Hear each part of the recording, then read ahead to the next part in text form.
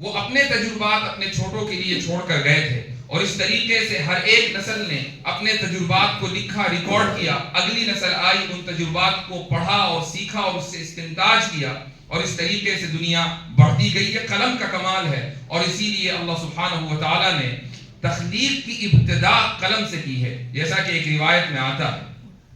اسی طریقے سے ہم صرف اپنے مشاہدات ہی قلم سے نہیں لکھتے ہیں، بلکہ عقل میں جو چیزیں ہمارے آتی ہیں وہ بھی ہم قلم سے لکھتے ہیں۔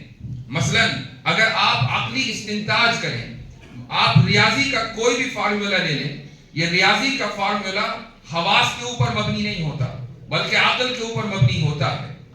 2 اور 2 4 یہ عقلی چیز ہے، یہ اس کے اوپر یا ہمارے مشاہدے کے اوپر مبنی نہیں ہے۔ عدد ہمیشہ عقلی ہوتا ہے، ہاں معدود یہ حسی ہوتا ہے۔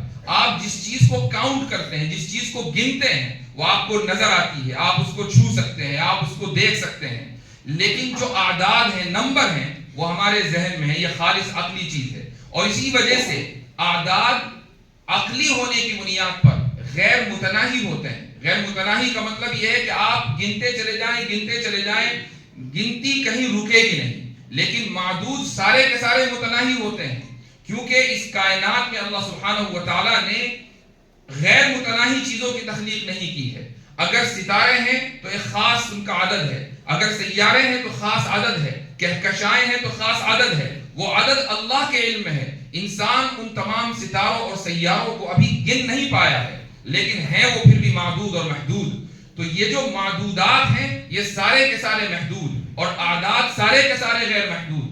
اعداد کا غیر محدود ہونا اس بات کی دلیل ہے کہ اعداد عقلی ہیں، اور معدود کا محدود ہونا اس بات کی دلیل ہے کہ معدود حسی ہیں۔ تو ہم عقل کے ذریعے صرف مشاہدات کے اوپر مبنی چیزیں نہیں لکھتے، بلکہ عقل کے ذریعے ہم، قلم کے ذریعے ہم عقلی چیزیں بھی لکھتے ہیں۔ اس لیے اس آیت سے یہ ثابت ہوا کہ اللہ نے قلم کے ذریعے قسم کھا کر یہ بتا دیا کہ علم صرف مشاہدے اور حس سے حاصل نہیں ہوگا، بلکہ علم کے حاصل ہونے کا ذریعہ عقل بھی ہے۔ اب آپ دیکھیں ویسٹرن اپسٹمالوجی میں، یا جو مغربی اسباب علم کا فن ہے، اس میں یہ بتایا جاتا ہے کہ علم صرف اور صرف مشاہدے کے اوپر مبنی ہے۔ اسلام نے یہ بتا دیا ایک لطیف اشارہ کر کے کہ علم صرف مشاہدے کے اوپر مبنی نہیں ہے بلکہ عقل کے اوپر بھی مبنی ہے۔ یہی وجہ ہے کہ ہم عقلی استدلال کے ذریعے خدا کے وجود کے قائل ہیں، ہم عقلی استدلال کے ذریعے نبی کریم صلی اللہ علیہ وسلم کی نبوت، رسالت اور آپ کی صداقت و امانت کے قائل ہیں، ہم عقلی استدلال کے ذریعے آپ صلی اللہ علیہ وسلم کی لائی ہوئی دین اور شریعت کی حقانیت کے قائل ہیں۔ پوری کی پوری شریعت اس بات کی یعنی ہمیں ضمانت دیتی ہے کہ اس کا کوئی حکم اور اس کا کوئی مسئلہ عقل سلیم اور عقل صحیح کے خلاف نہیں۔ یہ ہے اسلامی اپسٹمالوجی۔ اس کے بعد اس اپسٹمالوجی میں ایک تیسرا مرحلہ آتا ہے خبر صادق کا۔ خبر صادق کا مطلب یہ ہے کہ ایک انسان جو کہ سچا ہے، جس نے کبھی جھوٹ نہیں بولا، جھوٹ بولنے کی اس کو ضرورت نہیں ہے، وہ آ کر آپ کو اطلاع دیتا ہے کسی واقعے کی اور آپ اس پر یقین کر لیتے ہیں۔ خبر صادق بھی سبب علم ہے۔ رسول اکرم صلی اللہ علیہ وسلم نے ہمیں اطلاع دی کہ اللہ موجود ہے۔ آپ علیہ الصلوۃ والسلام نے ہمیں قرآن لا کر دیا کہ یہ وحی کے ذریعے مجھ پر نازل ہوا ہے۔ آپ علیہ الصلوۃ والسلام نے ہمیں بتایا کہ یہ قرآن جبریل لے کر آئے ہیں۔ غار حرا میں ایک واقعہ ہوا ہے، اور ہم آپ علیہ الصلوۃ والسلام کے لائے ہوئے اس دین کی اور قرآن کریم کے ایک ایک حرف کی اس لیے تصدیق کرتے ہیں کہ آپ صلی اللہ علیہ وسلم الصادق والامین ہیں۔ اور یہ صدق و امانت ایک ایسی چیز ہے کہ جس کی گواہی صرف امت مسلمہ نہیں دیتی، بلکہ اس کی گواہی آپ علیہ الصلوۃ والسلام کے زمانے میں ہی مشرکین مکہ دے رہے تھے، اور وحی کے نزول سے پہلے بھی دے رہے تھے، اور وحی کے نزول کے دوران بھی دے رہے تھے۔ آپ نے صحیح بخاری کی وہ حدیث ضرور پڑھی ہوگی کہ جس میں ہرقل کے سامنے ابو سفیان پہنچتے ہیں، اور ابو سفیان سے یہ سوال کیا جاتا ہے ہرقل کے ذریعے کہ تمہارے یہ جو صاحب ہیں یہ کس چیز کا حکم دیتے ہیں؟ اور ابو سفیان چونکہ غیرت مند شخص تھے، اگرچہ اس وقت مشرک تھے، تو ان کی غیرت نے یہ تقاضا کیا کہ وہ جھوٹ نہ بولیں، صرف سچ بولیں۔ تو انہوں نے کہا کہ وہ سچائی کا حکم دیتے ہیں، هو یأمر بالصدق، سچائی کا حکم دینے والا ہمیشہ سچا ہوگا۔ مشرک ہرقل کے دربار میں، عیسائی کے دربار میں جا کر رسول اکرم صلی اللہ علیہ وسلم کی عدم موجودگی میں ہزاروں میل دور آپ علیہ الصلوۃ والسلام کے حق میں گواہی دے رہا ہے کہ آپ علیہ الصلوۃ والسلام سچے ہیں، تو ظاہر ہے کہ اگر کوئی شخص سچا ہے اور جھوٹ بولنے کی کوئی وجہ نہیں ہے، اگر وہ کسی چیز کی خبر دے گا تو اس کی خبر کے ذریعے ہمیں علم حاصل ہونا ہی ہے۔ آپ علیہ الصلوۃ والسلام نے جو ہمیں خبر دی ہے وہ خبر بھی سبب علم ہے۔ یہ ہے اسلامک ایپسٹیمولوجی، جس کی یعنی علم کی 3 بنیادیں ہیں۔ اس کے بعد ہم آگے بڑھتے ہیں۔ اللہ سبحانہ و تعالیٰ فرماتا ہے کہ انک لعلی خلق عظیم، اے محمد صلی اللہ علیہ وسلم آپ اعلیٰ ترین اخلاق پر ہیں۔ آپ کا اخلاق پوری دنیا کے لیے ماڈل ہے، نمونہ ہے۔ ایک کسی انسان کو اگر اپنے آپ کو با اخلاق بنانا ہے تو اسے سگمنٹ فرائڈ کے پاس جانے کی ضرورت نہیں ہے، اسے کسی اور فلسفی یا مفکر کے پاس جانے کی ضرورت نہیں ہے۔ وہ دیکھے گا کہ رسول اکرم صلی اللہ علیہ وسلم کی سنت کیا ہے، آپ علیہ الصلوۃ والسلام کا طریقہ کیا ہے، خلوق عظیم۔ لیکن سوال یہ ہے کہ یہ خلوق عظیم کیا چیز ہے؟ خلوق عظیم کی کیا وضاحت خود اللہ نے کی ہے؟ یہ ذہن میں رہے کہ ہم اس وقت مورالٹی کی بات کر رہے ہیں، یہ ذہن میں رہے کہ مورالٹی پیراڈائم کا ایک حصہ ہے، اور یہ بھی ذہن میں رہے کہ پیراڈائم ورلڈ ویو بناتا ہے، اور یہ بھی ذہن میں رہے کہ جدید تعلیم ہمارے ورلڈ ویو کو چینج کر چکی ہے۔ اب اگر ہمیں اپنی نسلوں کو اس طریقے پر لانا ہے جس طریقے پر ہماری نسلیں 1835 سے پہلے تھیں، اگر ہمیں اپنی نسلوں کو رسول اکرم صلی اللہ علیہ وسلم کے منہج اور آپ کے طریقے اور سنت کے قریب تر لانا ہے، تو پھر علاج صرف یہ ہے کہ اپنے ورلڈ ویو کو ریکلیم کرنا پڑے گا، اس ورلڈ ویو کو دوبارہ حاصل کرنا پڑے گا جو ہم تقریباً 150 پونے 200 سال کے اندر کھو چکے ہیں۔ یہ خلوق عظیم اللہ سبحانہ و تعالیٰ اس کی تشریح خود فرماتا ہے۔ اللہ فرماتا ہے کہ فلا تطع المکذبین، کہ اے محمد صلی اللہ علیہ وسلم مکذبین کی اطاعت کی ضرورت نہیں ہے، مکذبین کی اطاعت نہیں کرنی ہے، تو پھر کس کی اطاعت کرنی ہے؟ مصدقین کی۔ جدید تہذیب تکذیب کے اوپر مبنی ہے اور اسلام تصدیق کے اوپر مبنی ہے۔ آپ اسلام کے علاوہ کوئی بھی تہذیب اٹھا لیں اور کوئی بھی دین اٹھا لیں، اس میں تکذیب ہی تکذیب ملے گی۔ ایک عیسائی اس وقت تک عیسائی نہیں ہو سکتا جب تک کہ وہ رسول اکرم صلی اللہ علیہ وسلم کی رسالت کی تکذیب نہ کر دے، اور ایک یہودی اس وقت تک یہودی نہیں ہو سکتا جب تک کہ وہ حضرت عیسیٰ کی رسالت کی تکذیب نہ کر دے۔ اس کو تکذیب کرنی پڑے گی حضرت عیسیٰ کی، تب جا کر وہ یہودی کہلائے گا، اور عیسائی کو تکذیب کرنی پڑے گی محمد صلی اللہ علیہ وسلم کی، تب جا کر وہ عیسائی کہلائے گا۔ لیکن ایک مسلمان ہے کہ اس کو تصدیق کرنی پڑے گی محمد صلی اللہ علیہ وسلم کی، اس کو تصدیق کرنی پڑے گی حضرت عیسیٰ کی، اور اس کو تصدیق کرنی پڑے گی حضرت موسیٰ کی، اور ان تمام انبیاء اور رسولوں کی کہ جو حضرت آدم علیہ السلام سے لے کر رسول اکرم صلی اللہ علیہ وسلم اس درمیان میں آئے ہیں۔ تو اسلام کی بنیاد تصدیق کے اوپر ہے، تکذیب کے اوپر نہیں ہے۔ اور جدید تہذیب کی بنیاد یا عیسائیت و یہودیت کی بنیاد کہ جہاں سے جدید تہذیب نکلی ہے، اس کی بنیاد تکذیب کے اوپر ہے۔ آپ کو فرمایا گیا کہ فلا تطع المکذبین، کہ مکذبین کی اطاعت نہیں کرنی ہے۔ یہ مکذبین کون ہیں؟ کل حلاف مہین، آگے فرما دیا گیا یہ حلاف یعنی قسمیں کھانے والے، مہین بے قیمت۔ اب یہاں سوال یہ ہوتا ہے کہ مکذبین کا حلاف، لفظ حلاف سے کیا تعلق ہے، اور آج کے دور میں ہم اس کی تطبیق کیسے کر سکتے ہیں؟ یوں تو اس آیت کا ایک شان نزول ہے، لیکن آپ سب حضرات جانتے ہیں کہ جب آیت نازل ہوتی ہے تو وہ اپنے شان نزول میں محدود نہیں ہوتی ہے، بلکہ العبرۃ بعموم اللفظ لا بخصوص السبب، کہ اعتبار لفظوں کے عموم کا ہوتا ہے، اسباب کی خصوصیت کا نہیں ہوتا ہے۔ تو یہاں پر لفظ کل حلاف آیا ہے، حلاف نہیں آیا ہے خالی، یا الحلاف کسی خاص حلاف کے بارے میں بات نہیں ہو رہی ہے، ہر حلاف کے بارے میں بات ہو رہی ہے۔ آج آپ کسی بازار میں نکل جائیں، کسی مارکیٹ میں نکل جائیں، آپ دیکھیں گے کہ ہر طرف گلیمرائزیشن کا دور ہے۔ یہ گلیمرائزیشن کیا چیز ہے کہ ایک پروڈکٹ لانچ ہوتا ہے، اور اس پروڈکٹ کو یہ بتانے کے لیے کہ اس سے بہتر کوئی پروڈکٹ نہیں ہے، اس کو گلیمرائز کر دیا جاتا ہے، خوبصورت بنا دیا جاتا ہے، ماڈلز کے ذریعے اس کو لانچ کیا جاتا ہے، اور لوگوں کو یہ بتایا جاتا ہے کہ دیکھو فلمی دنیا کا یہ ہیرو اس پروڈکٹ کی تصدیق کر رہا ہے، فلمی دنیا کی یہ ہیروئن اس پروڈکٹ کو استعمال کرتی ہے، تو چونکہ یہ بھی استعمال کرتے ہیں تو تم بھی استعمال کرو۔ یہ آج کے دور کے حلف کا ایک طریقہ ہے۔ قسم وہ نہیں کھائیں گے، کس خدا کی قسم کھائیں جب خدا کو مانتے ہی نہیں؟ وہ قسم کھاتے ہیں ہالی ووڈ اور بالی ووڈ کے ستاروں کی، وہ قسم کھاتے ہیں فلم ہیرو اور ہیروئنوں کی۔ جب ان کا آپ فوٹو دیکھتے ہیں، ایک عام آدمی دیکھتا ہے کہ فلاں خان کا بہت بڑا فوٹو لگا ہوا ہے اور وہ فلاں پروڈکٹ استعمال کر رہا ہے، تو یقیناً اس نے کوئی غلط بات تو کہیں نہیں ہوگی، وہ یقیناً صحیح چیز ہی کی تائید کر رہا ہے اور اس طریقے سے وہ پروڈکٹ نکل پڑتا ہے۔ یہ ہے کیپٹلزم کا بنیادی عنصر۔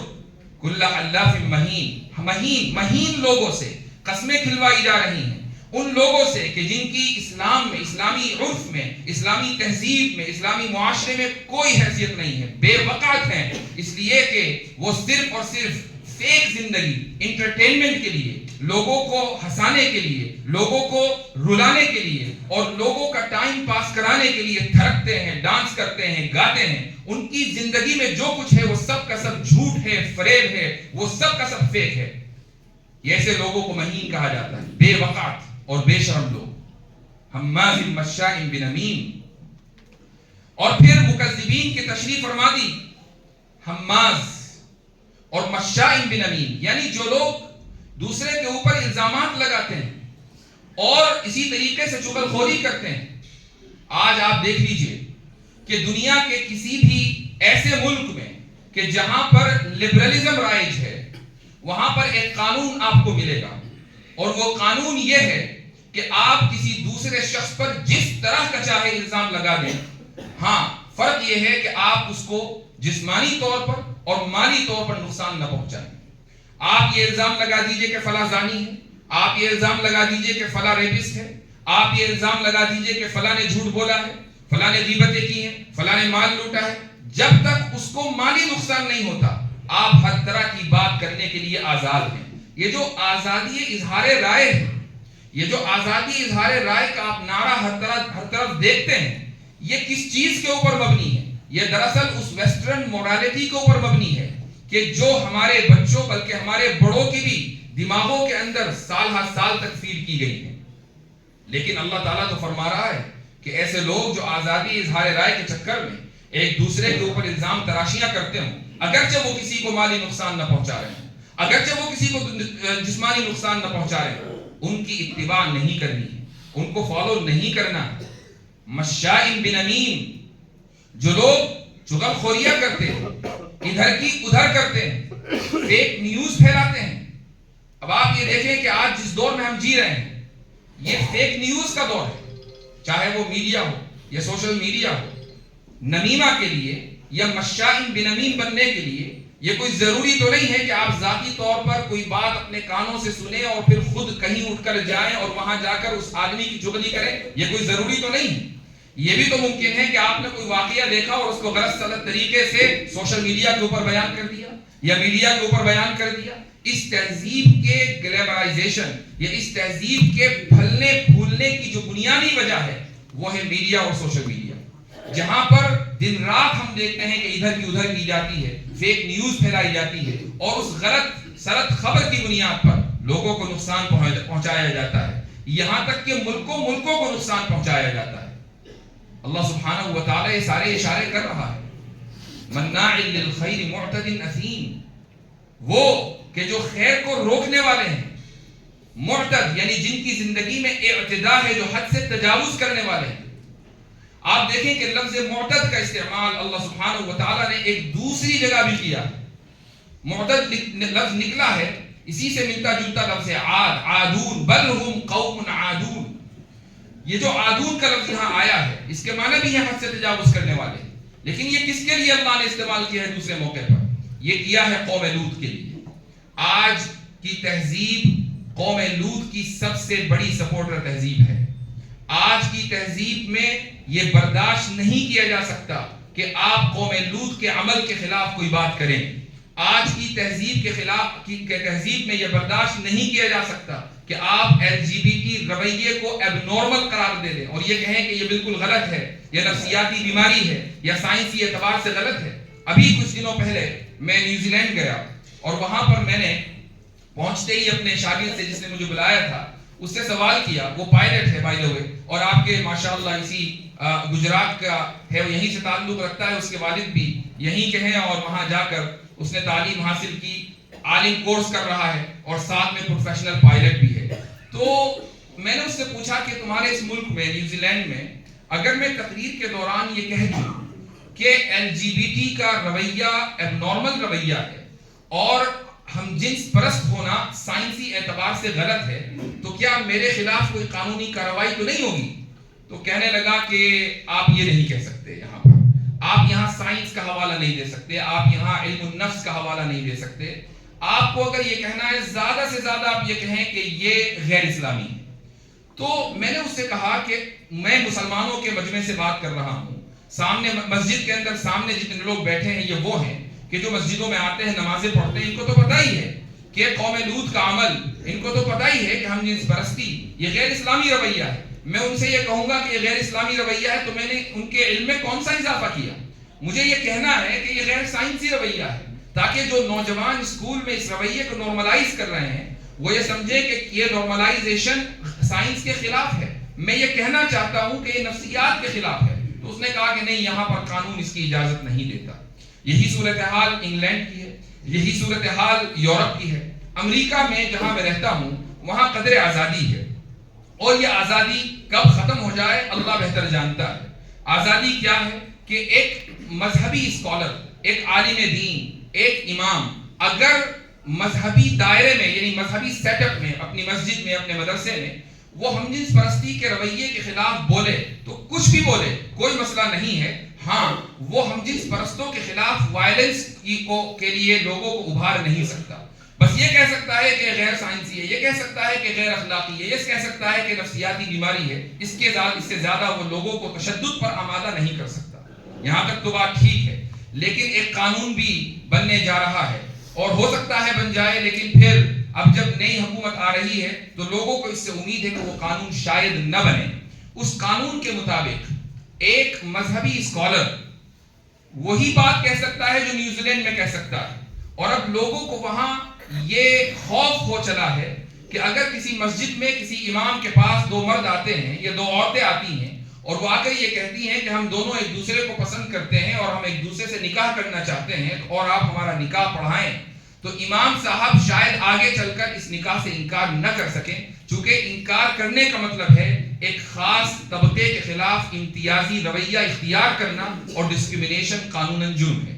اس قانون کو بنانے کے لیے کوششیں ہو رہی ہیں۔ یہ کوششیں کہاں ہو رہی ہیں؟ مغرب کے ایوانوں میں ہو رہی ہیں، اور مغرب میں جو چیز ہوتی ہے مشرق میں وہ چیز ضرور ہوگی، اس لیے کہ مغرب اس فتنے کا مینوفیکچرر ہے، وہ فتنے کو پروڈیوس کرتا ہے، مینوفیکچر کرتا ہے، اس کے بعد اس کی پیکیجنگ کرتا ہے، اور اس پیکیجنگ کو کھولتے کون لوگ ہیں؟ مشرق میں بسنے والے لوگ۔ یہاں وہاں جو ہوتا ہے 10 سال 20 سال کے بعد یہاں ضرور ہوتا ہے، اور پھر انٹرنیٹ کی اس دنیا میں، سوشل میڈیا کی اس فاسٹ لائف میں، وہاں اگر کوئی چیز 2 سال پہلے ہوئی ہے تو وہ آج یہاں اپنے شباب پر پہلے ہی پہنچ چکی ہے۔ تو یہ جو اخلاقیات ہیں اس کے تعلق سے اللہ سبحانہ و تعالیٰ نے لطیف اشارے فرما دیے۔ عادون یعنی وہ حد سے تجاوز کرنے والے ہیں، اور اللہ اس صورت میں فرماتا ہے کہ تم کسی بھی حد سے تجاوز کرنے والے کی اتباع نہ کرو۔ یہ وہ تہذیب ہے کہ جو حد سے تجاوز کرنے والوں کے سپورٹ پر قائم ہے۔ تو مورالٹی پھر کیسی ہونی چاہیے؟ مورالٹی ہونی چاہیے وہ، اخلاقیات ہونی چاہیے وہ جو تصدیق کے اوپر مبنی ہے، اور جدید تہذیب کی اخلاقیات تکذیب کے اوپر مبنی ہے۔ اس لیے ہم جدید تہذیب کی مورالٹی کو اپنی زندگی میں اختیار نہیں کر سکتے۔ ہم یہ برداشت نہیں کر سکتے کہ ہمارے بچے اس تہذیب کے پروردہ ہوں کہ جس میں ان کو تکذیب سکھائی جائے، جس میں ان کو تصدیق کے نتائج نہ بتائے جائیں، ان کو یہ بتایا جائے کہ عادون یعنی حد سے تجاوز کرنے والے لوگ نارمل لوگ، یہ حد سے تجاوز کرنے والے نہیں ہیں۔ ویسٹرن مورالٹی اور اسلامی مورالٹی آپ کے سامنے آ گئی۔ اس کے بعد اللہ سبحانہ و تعالیٰ ایک واقعہ ذکر کرتا ہے۔ واقعہ کچھ یوں ہے کہ اللہ فرماتا ہے کہ اِنَّا بَلَوْنَاهُمْ كَمَا بَلَوْنَا أَصْحَابَ الْجَنَّةِ، کہ ہم نے ان لوگوں کو آزمایا جیسا کہ ہم نے اصحاب الجنہ کو آزمایا۔ یہ اصحاب الجنہ کون لوگ ہیں؟ اگر آپ تفسیر سے، اس آیت کی تفسیر سے واقف ہیں تو جانتے ہیں کہ ایک شخص تھا کہ جس کے باغات تھے، اور اس کی عادت یہ تھی کہ وہ غریبوں میں اناج اور غلہ ہر سال تقسیم کیا کرتا تھا۔ اولاد جب بڑی ہوئی اور باپ کا انتقال ہوا تو اولاد نے سوچا کہ ہمارے باپ کے توکل کی چادر کچھ زیادہ ہی وسیع تھی. اب ہمارے خاندان بڑھ چکے ہیں، افراد بڑھ چکے ہیں. یہ کیسے ممکن ہے کہ ہم اس اپنے والد کے ٹریڈیشن کو اور روایت کو باقی رکھیں؟ اس مرتبہ کچھ ایسا کریں گے کہ ہم جلدی صبح سویرے سیزن کے آغاز میں باغات میں پہنچیں گے اور وہاں جلدی سے غلہ اور پھل توڑ لیں گے. غریب اگر آئیں گے تو بعد میں آئیں گے، اس وقت تک ہم اپنے گھر پر واپس آ چکے ہوں گے. انہوں نے اپنے باپ کی روایت کو بدلا، باپ کی روایت کو بدلا. لفظ روایت پر غور کیجئے گا، انہوں نے اپنے باپ کی روایت کو بدلا. اور اس کے بعد اللہ سبحانہ و تعالیٰ نے کیا کیا؟ جب وہ وہاں پہنچے، فطاف علیہا طائف، ایک ہوا کا جھونکا آگ لے کر آیا اور ان کے باغات کو جلا دیا. جب وہ وہاں پہنچے تو لوگ ایک دوسرے سے کہنے لگے کہ کیا یہ ہمارا ہی ایریا ہے، ہم اپنے ہی باغ پر آئے یا کسی دوسرے کے باغ پر آ گئے. اور بہت جلدی انہیں یہ احساس ہو گیا کہ اللہ سبحانہ و تعالیٰ نے انہیں سزا دی ہے. اب یہ جو واقعہ ہے، اس سے ہم اپنے اس مسئلے میں، اپنے اس معاملے میں کیسے استدلال کر سکتے ہیں، کیسے رہنمائی حاصل کر سکتے ہیں؟ یہاں پر ایک آنٹولوجیکل ایونٹ ہوا ہے، یعنی ایک چیز کے وجود سے بحث کی گئی ہے، اور وہ وجود ہے توکل. کہ جب بچوں نے اپنے باپ کے توکل کو چھوڑ دیا اور اپنے باپ کی روایت کو ترک کر دیا تو اللہ سبحانہ و تعالیٰ نے ان کو سزا دی اور ان کے باپ کو تہس نہس کر دیا. یعنی کچھ چیزیں ایسی ہیں کہ جن کا وجود مادی نہیں ہے لیکن وہ مادی چیزوں کی بقا کا ذریعہ ہے. کچھ چیزیں ایسی ہیں کہ جن کا وجود مادی نہیں ہے لیکن وہ ہماری زندگی میں مادی چیزوں سے زیادہ اہمیت رکھتی ہیں. اللہ کے اوپر توکل، اللہ کے اوپر اعتماد، یہ مادی نہیں ہے لیکن یہ ہزاروں باغات سے زیادہ ضروری ہے، یہ پھلوں اور غلوں سے زیادہ ضروری ہے. اس سے یہ ثابت کر دیا اللہ نے کہ وجود صرف مادی نہیں ہوتا، وجود غیر مادی بھی ہوتا ہے، اور غیر مادی وجود مادی وجود سے زیادہ اہمیت رکھتا ہے. تو اللہ نے ان آیات کے ذریعے جو لطیف اشارے فرمائے ہیں وہ یہ کہ تمہاری مورالٹی اسلامی ہونی چاہیے، تمہاری آنٹولوجی یعنی وجودیات اسلامی ہونے چاہیے. اور اللہ نے یہ بھی اشارہ فرما دیا کہ تمہارے جو ایپسٹیمولوجی یا اسباب علم کا جو استخراج کا طریقہ ہے وہ بھی اسلامی ہونا چاہیے. جب آپ ان تینوں کو اسلامائز کر دیں گے، ان تینوں کو اسلامیہ دیں گے، تو پھر اس کا مطلب یہ ہوگا کہ آپ کا ورلڈ ویو اب کریکٹ ہو چکا ہے، آپ کا ورلڈ ویو اب صحیح ہو چکا ہے. ذرا تصور کیجئے ان بچوں کا، ان نوجوانوں کا کہ جو اپنے باغات کو کھو چکے تھے اس لیے کہ رات میں انہوں نے یہ فیصلہ کیا تھا کہ اپنے باپ کی روایت کو بدلنا ہے. ہم تو اپنے آبا و اجداد کی روایت کو 150 سال سے بھلائے بیٹھے ہیں. ان نوجوانوں نے اپنے باپ کی روایت کو بدلنے کا صرف ارادہ ہی کیا تھا کہ اللہ کی طرف سے عذاب آ گیا. ہم نے اپنی روایت کو 1835 میں کھو دیا ہے اور اس کے باوجود ہم یہاں زندہ ہیں، ہم یہاں ایمانیات کے ساتھ الحمدللہ زندہ ہیں. لیکن یہ دور کب تک رہے گا؟ یہ طریقہ کب تک رہے گا؟ اللہ کا انعام کب تک رہے گا؟ ایک دور ایسا بھی آئے گا کہ اگر ہم نے اپنے اس ورلڈ ویو کو نہیں بدلا، کائنات کے تئیں جو ہمارا نظریہ ہے اس نظریے کو نہیں بدلا، تو ایک وقت ایسا بھی آ سکتا ہے، اور خدا کرے کہ وہ وقت کبھی نہ آئے کہ ہماری نسلیں کلمہ بھول جائیں. یہ وقت برازیل میں آیا ہے، یہ وقت ارجنٹائنا میں آیا ہے. لاکھوں مسلمان لبنان سے برازیل گئے ہیں ہجرت کر کے. آپ وہاں جا کر دیکھیں، جماعتیں اب جانے لگی ہیں، ان جماعتوں کی رپورٹیں اور کارگزاریاں دیکھیں. وہ علاقے کے علاقے، گاؤں کے گاؤں ایمیزون جنگل میں موجود ہیں. یہ سارے کے سارے وہ لوگ ہیں کہ جو ان لبنانی باشندوں کی اولاد ہیں، اور وہ یہ کہتے ہیں کہ ہاں ہمارے آبا و اجداد، دادا پردادا مسلمان ہوا کرتے تھے یا ان کے اسلامی نام ہوا کرتے تھے، ہمیں اب اس دین سے کوئی لینا دینا نہیں ہے. میں خود بذات خود ایک ایسی فیملی کو جانتا ہوں امریکہ میں، امریکہ کے صوبے آئیوا میں ایک مسجد ہے. یہ مسجد امریکہ کی پہلی مسجد ہے. امریکہ میں سب سے پہلے مسجد یہیں بنی تھی. ایک چھوٹا سا مکان ہے، غالباً اس میں اتنی ہی گنجائش ہے کہ 2 کمرے بن سکے. اور جن لوگوں نے یہ مسجد بنائی تھی یہ 2-3 فیملیاں تھیں جو لبنان سے ہجرت کر کے آئی تھی. لبنانی اس وقت بہت ہجرت کیا کرتے تھے، امریکہ بھی پہنچے. پھر ہوا یہ کہ انہوں نے مسجد بنا دی اور اپنے بچوں کو پبلک اسکول بھیجنا شروع کیا. اپنے مکاتب نہیں بنائے، اپنے مدارس نہیں بنائے، صرف مسجد بنائی. بچے بڑے ہوئے، دین سے دور ہو گئے. اس کے بعد ان کے بچے آئے، وہ بھی پبلک اسکولز میں جانے لگے، سرکاری اسکولوں میں. ورلڈ ویو مغربی تھا. اپنے ورلڈ ویو کو صحیح رکھنے کے لیے یا باقی رکھنے کے لیے کوئی کوشش نہیں ہوئی. اور جب دوسری نسل آئی تو پوری کی پوری نسل مرتد ہو گئی، اور انہوں نے اس مسجد کو فروخت کیا. وہ مسجد کئی سال شراب خانہ رہی. اس کے بعد وہاں ایک شخص آیا اور اس نے اس مسجد کو یا اس شراب خانے کو خرید کر مکان بنا لیا. 1991 میں جب بر صغیر کے مسلمانوں کی کچھ تعداد اس علاقے میں بڑھی اور انہیں یہ اندازہ ہوا کہ یہاں پر امریکہ کی سب سے پہلی مسجد ہے، تو انہوں نے اس مکان کو خریدا اور اس کو دوبارہ مسجد بنایا. اب یہاں سوال یہ ہے کہ عرب کہ جن کے بارے میں ہم یہ کہہ سکتے ہیں کہ قرآن ان کی زبان میں نازل ہوا، ان کی اولاد تو مرتد بن جاتی ہے، اور بر صغیر کے لوگ کہ جن کی زبان میں قرآن نازل نہیں ہوا وہ جاتے ہیں اور شراب خانے کو خرید کر، جو کہ پہلے مسجد تھی، اس کو خرید کر دوبارہ مسجد بنا دیتے ہیں. یہ فرق کیا ہے؟ یہ فرق اسی ورلڈ ویو کا ہے کہ ان بچوں کا، ان کی اولادوں کا ورلڈ ویو بدل گیا تھا. ارتداد آ گیا، الحاد آ گیا، مسجدیں فروخت ہونے لگی. لیکن جن کے ورلڈ ویو میں ابھی ذرہ رمق باقی تھی، انہوں نے اس جگہ کو خرید کر دوبارہ مسجد بنایا. تو ورلڈ ویو کی اہمیت تو یہ ہے کہ ارتداد اور الحاد کی بنیاد ہی یہ لفظ ہے. تو اگر آپ یہ سمجھتے ہیں کہ یہ واقعہ صرف امریکہ میں ہوا تھا اور وہیں ہو سکتا ہے اور دنیا میں کہیں نہیں ہو سکتا، تو میں یہ سمجھتا ہوں کہ ہم ایک خواب و خیال کی زندگی گزار رہے ہیں. یہ واقعہ دنیا کے ہر کونے میں اور ہر جگہ ہو سکتا ہے. آپ عیسائیوں کو دیکھیں، دنیا میں، مغربی ممالک میں، امریکہ میں، ہر جگہ، ہر انٹرسیکشن پر، چوراہے پر، بعض جگہ 2 چرچ، بعض جگہ 3 چرچ، بعض جگہ ایک چوراہے پر 4 چرچز ہیں، ہر کنارے پر، کونے پر ایک چرچ. اتنے چرچز کیوں ہیں؟ ہر فرقے کا ایک چرچ ہے، چاروں کونوں میں 4 چرچ، لیکن سارے بند، جاتا کوئی نہیں. عبادت ہوتی ہے سنڈے کے سنڈے، 2 گھنٹے کے لیے عبادت ہوتی ہے، 4 لوگ آتے ہیں، 5 لوگ آتے ہیں. ایسے اتنے بڑے بڑے چرچز ہیں کہ جن میں بیٹھنے کی گنجائش ہزاروں لوگوں کی، لیکن عبادت کرنے کے لیے آئے 3 یا 4. وجہ کیا ہے؟ وجہ یہ ہے کہ عیسائیت نے اس جدید ورلڈ ویو کے سامنے ہتھیار ڈال دیے. آج ان کے چرچ برائے فروخت ہیں، اور وہ چرچ خرید کون رہا ہے؟ مسلمان خرید رہے ہیں. وہاں مسجدیں بن رہی ہیں. یہ مسجدیں اس لیے بن رہی ہیں کیونکہ مسلمانوں کا ورلڈ ویو ابھی اسلام سے قریب ہے. لیکن جس دن وہ ورلڈ ویو تبدیل ہو گیا تو جیسے ان کے چرچز فروخت ہو رہے ہیں، کل مساجد بھی فروخت ہوں گی، خدا نخواستہ.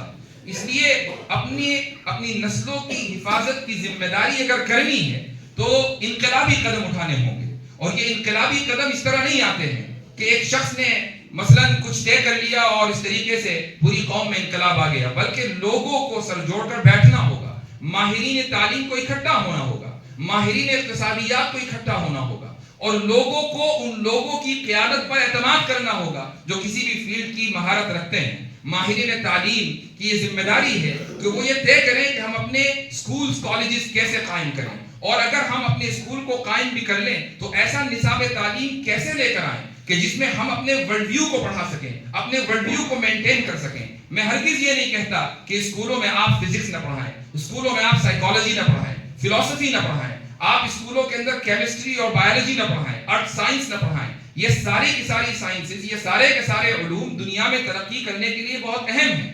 آپ ریاضی پڑھائیے، میتھمیٹکس پڑھائیے، بایولوجی پڑھائیے، آپ ہر وہ فن پڑھائیے کہ جو اسکولوں میں پڑھایا جاتا ہے، لیکن آپ اسلامی پیراڈائم اور اسلامک ورلڈ ویو کی بنیاد پر پڑھائیے. آپ کا طالب علم اور آپ کے اسکول سے نکلنے والا ایک اسٹوڈنٹ جب دنیا میں پہنچے گا تو اس کو یہ پتا ہوگا کہ اگرچہ میں نے ایک اسکول کی تعلیم حاصل کی ہے، لیکن میں نے اسلامی پیراڈائم کی بنیاد پر اور اسلامی ورلڈ ویو کی بنیاد پر تعلیم حاصل کی ہے. وہ اپنی نسلوں کو ڈاکٹر بنائے گا یا وہ خود بھی ڈاکٹر بنے گا، لیکن پکا اور سچا مومن ہوگا. وہ انجینئر ہوگا تو پکا سچا مومن ہوگا. اس کی انجینئرنگ بعد میں آئے گی، ایمان پہلے. اس کی میڈیکل تعلیم بعد میں آئے گی، ایمان پہلے. اور جس کا ایمان پہلے ہوتا ہے اور اس کا پروفیشن بعد میں، تو وہ کبھی بھی اپنے پروفیشن کے ساتھ بے وفائی نہیں کر سکتا. وہ کبھی بھی کرپشن نہیں کرے گا، وہ کبھی بھی دھوکہ دھڑی نہیں کرے گا، چونکہ ایمان پہلے ہے. آج آپ ڈاکٹری جو میڈیکل سائنس ہے اس کو دیکھ لیجئے، دنیا بھر میں انڈیا ہی کی صورتحال نہیں ہے. ہم ترقی یافتہ ملکوں میں اس کی مثال لے لیں. میں ایک ترقی یافتہ ملک میں رہتا ہوں اور بہت سے ڈاکٹر سے قریبی تعلق ہے، اور میں ان سے پوچھتا ہوں کہ ہاسپٹلوں کا نظام کیسے چلتا ہے. سر تاپا کرپشن، شروع سے لے کر آخر تک کرپشن اور اس کے علاوہ کچھ نہیں. پوری میڈیکل انڈسٹری کرپشن سے ڈھکی ہوئی ہے، چھپی ہوئی ہے. کیوں؟ اس لیے کہ کیپٹلسٹ کو پیسہ چاہیے. وہ لوگ جو اس انڈسٹری کو چلا رہے ہیں ان کے پاس ایمان نہیں ہے، ان کے پاس صرف اور صرف مادیت پرستی ہے. ان کا ورلڈ ویو خالصتاً ویسٹرن ہے. ایک ہمارے دوست ہیں جو دارالعلوم دیوبند سے فارغ ہوئے، اور ایک مرتبہ ان کا میرے پاس فون آیا، بلکہ پھر کچھ عرصے بعد ملاقات بھی ہوئی، اور انہوں نے مجھے نمبر عجیب سا تھا، تو میں نے جب آنسر کیا تو پوچھا کہ تعارف ہونے کے بعد کہ آپ کہاں سے بات کر رہے ہیں، تو انہوں نے کہا کہ میں کانگو سے بات کر رہا ہوں۔ تو میں نے کہا کہ آپ انڈیا سے دارالعلوم دیوبند سے فارغ ہو کر سیدھے کانگو پہنچے، تو آخر وہاں جانے کی وجہ اتنے سارے ممالک بیچ میں تھے، سب کو پھلان کر ایسے ملک میں کہ جہاں کوئی جاتا نہیں ہے، جانے کی کوئی خاص وجہ؟ تو کہنے لگے کہ ہاں مشورہ یہی ہوا تھا کہ یہاں ضرورت ہے مدرسے میں مدرس کی، تو مجھے یہاں بھیج دیا گیا۔ حالات اگرچہ مشکل ہیں لیکن پھر بھی میں اللہ کا شکر ہے کہ یہاں لوگوں کو تعلیم دے رہا ہوں۔ پھر میں نے ان سے پوچھا کہ یہاں کوئی اور بھی مدرسہ ہے؟ کہنے لگے کہ یہاں کچھ دور ایک اور مدرسہ ہے، وہاں بھی دارالعلوم دیوبند کے ایک فاضل تعلیم دیتے ہیں، لیکن وہاں جانا آسان نہیں ہے۔ وہ امریکہ سے ایک پلین آتا ہے، اور وہ پلین دوائیں لے کر آتا ہے، یہاں اترتا ہے راجدھانی میں، اس میں 2 یا 3 سیٹیں خالی ہوتی ہیں، اور یہاں سے اگر کسی کو آگے جانا ہوتا ہے تو اس میں ٹکٹ کرا کر وہ جاتا ہے، 2 یا 3 ہی لوگ جا سکتے ہیں۔ 1 گھنٹے کی فلائٹ ہے، وہاں پہنچتے ہیں، اور وہاں پر ایک ہاسپٹل ہے، وہ ہاسپٹل امریکہ کا ہے۔ میں نے اس سے پوچھا کہ ایسی بے آب و گیاہ جگہ میں کہ جہاں نہ گاڑی جاتی نہ بس جاتی، سیدھے جہازی اترتا ہے، ایک رن وے ہے، اور وہاں امریکہ نے ہاسپٹل قائم کیا ہوا ہے؟ تو کہنے لگے کہ نہیں، یہ ہاسپٹل علاج کے لیے نہیں بلکہ ایکسپیریمنٹ کے لیے قائم کیا گیا ہے۔ یہاں پر دوائیں آتی ہیں، نئی نئی دوائیں، اور یہاں کے لوگوں پر ایکسپیریمنٹ کیا جاتا ہے کہ ان کی باڈی کیسے رسپانس کرتی ہے، اور جب وہ ایکسپیریمنٹ کامیاب ہو جاتا ہے تو پھر پوری دنیا میں ان دواؤں کو پھیلا دیا جاتا ہے۔ تو کیا افریقی انسان نہیں ہے؟ کیا ابھی ان کو انسانیت کا درجہ نہیں ملا ہے؟ جی ہاں، مغربی تہذیب کے نزدیک ابھی وہ انسان نہیں بنے ہیں، وہ تو غلاموں کی اولاد ہیں۔ یہ لوگ آج بھی اسی ریسزم کے ساتھ زندگی گزار رہے ہیں۔ بظاہر وہ ریسزم ختم ہو گئی ہو قوانین میں، لیکن ذہن میں ابھی بھی وہ ریسزم موجود ہے۔ اگر مادیت پہلے ہوگی اور ایمان کہیں نہیں ہوگا تو پھر انسان ریسسٹ ہی بنے گا، انسان خود غرض بنے گا۔ انسان یہ سوچے گا کہ میں 1 سے 2 اور 2 سے 4 اور 4 سے 8 کیسے کروں۔ لیکن اگر ایک انسان کے پاس ایمان ہوگا، اللہ کا خوف ہوگا، آخرت کی جواب دہی ہوگی، تو وہ کبھی بھی ایسی حرکتیں نہیں کرے گا۔ جہاز وہاں جاتا ہے، دوائیں لے کر جاتا ہے، ایکسپیریمنٹ ہوتا ہے۔ اور قصہ چونکہ میں نے شروع کر دیا، اس لیے یہ بھی بتاتا چلوں کہ جب وہاں جہاز اترتا ہے، وہاں سے پھر 7-8 گھنٹے گھوڑے کی سواری ہے، وہاں جا کے مدرسہ آتا ہے۔ تو ہمارے علماء پر قربان جائیے کہ انہوں نے مدارس کہاں کہاں قائم کیے ہیں، وہاں بھی قائم کیے ہیں کہ جہاں انسانوں کو انسان نہیں سمجھا جاتا، ان کو بھی انسان بنایا جا رہا ہے، ان کو بھی تعلیم دی جا رہی ہے، قرآن اور سنت کا علم ان کے سینے میں بھی اتارا جا رہا ہے۔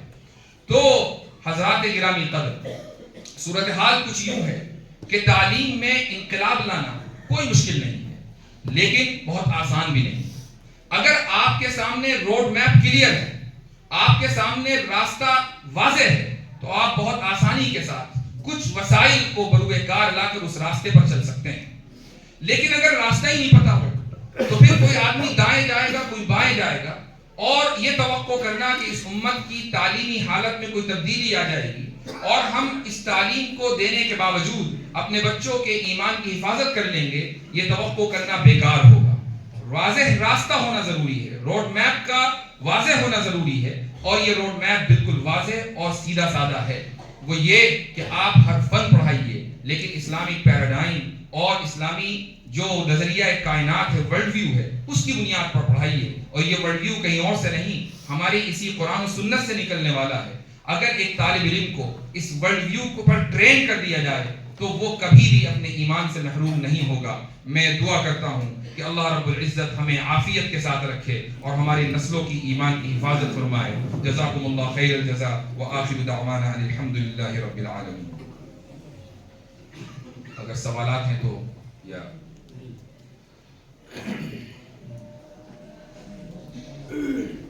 اسلامی ورلڈ ویو کو پھر سے دوہرا دیجیے 3 چیزوں کو۔ جی،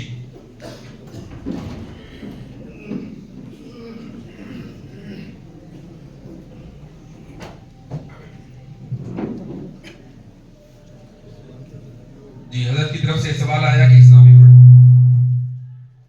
ورلڈ ویو کو پھر سے دوہرا دیا جائے۔ ورلڈ ویو کو ہم نظریہ کائنات کہہ سکتے ہیں، اور اس کی بنیاد جو اصطلاح ہے اس کو ہم انگریزی میں پیراڈائم اور اردو میں دائرہ یا اطار عربی میں کہہ سکتے ہیں، اور اس کی بنیاد 3 چیزوں کے اوپر ہے. 3 سے زائد بھی چیزیں ہیں, اصل 3 ہیں.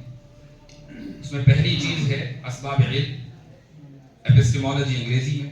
دوسری چیز ہے وجودیات, آنٹولوجی انگریزی میں. تیسری چیز ہے مورالٹی, اور اردو میں جس کو ہم اخلاقیات کہتے ہیں.